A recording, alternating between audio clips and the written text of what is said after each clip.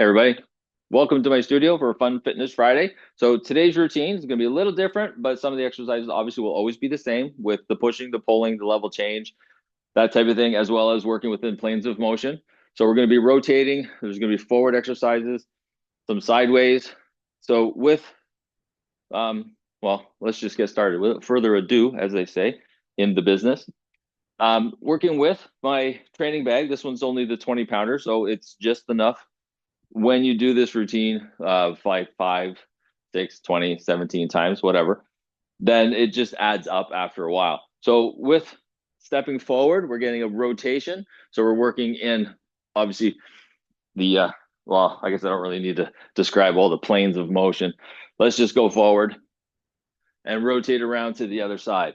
So when you're rotating around, make sure everything's nice and purposeful. Don't just swing it around because then you might rotate too much and you definitely don't want to do that. So just enough to go past the leg. You're getting some rotation in there. However many you can do. My studio allows me to do like 5 or 6 steps. And then, oh, then you're going to hold on to it. You're going to toss it over the equalizer. And then we just squat down, crawl underneath. When you stand up, grab a hold of the bag, toss it over top again. So this is the routine that we're taking the bag around with us the entire time. So this is where we get into the Zercher squat position. So basically, it's just the guy's name. He came up with it.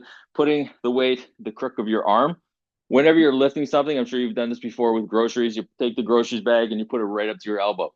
Because the pivot point being the elbow, coming all the way out to your hand, that length is the lever. So the longer the lever is, the harder the resistance is going to be to move.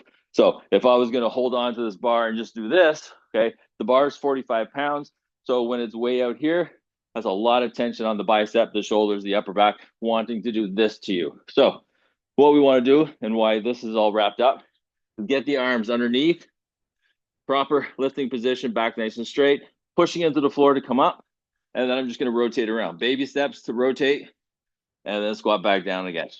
So it's basically holding on to something heavy, moving around, making sure that you have a nice, strong, stable core, hips, everything in there.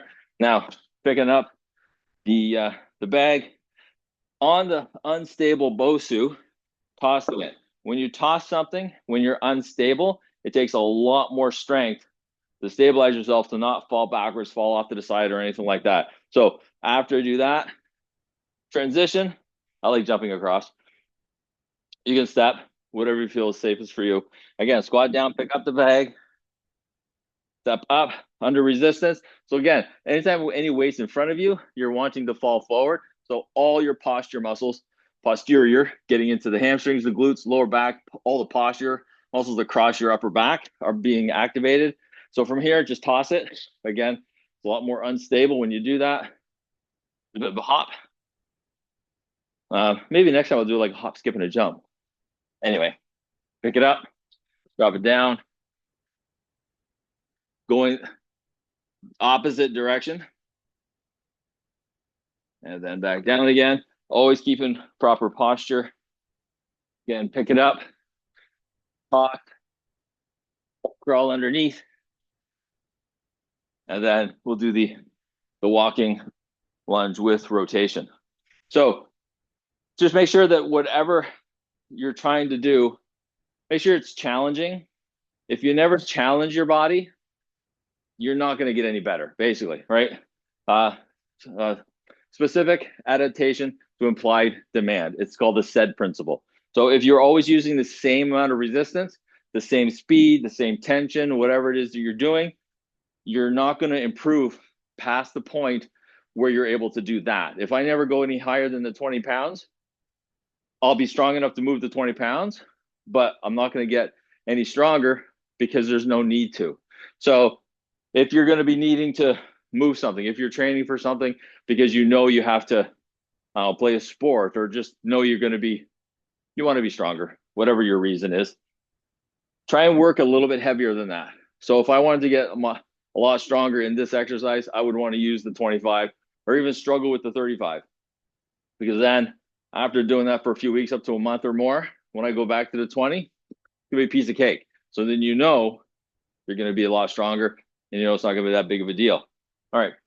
If you have questions on how to assess yourself for basically the strength wise and whatnot, like holding on to a 20-pound bag and tossing, right? That will never get easier for that measurement in an assessment. The reason why I say that is because I'm always going to use 100% intensity to toss that bag. So if you're always using 100% intensity, the exercise will never get easier because you're always at 100%.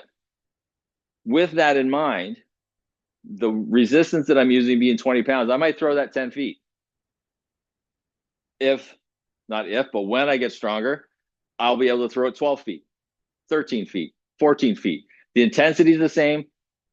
The resistance is the same, but the distance is longer. So therefore something's happened. You got stronger. So that's how you can gauge it.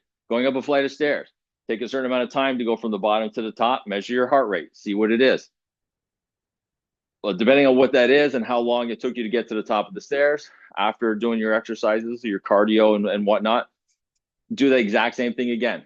The exact same amount of time from the bottom to the top, see what your heart rate is. If your heart rate's a couple of beats lower, then you know you're getting in better shape because your body doesn't have to work as hard to do the same amount of resistance, which is awesome. And that's the main goal, to keep your body challenged so you can just basically keep going. So remember what I always say, keep moving to keep moving. All right, till next time, have a great weekend.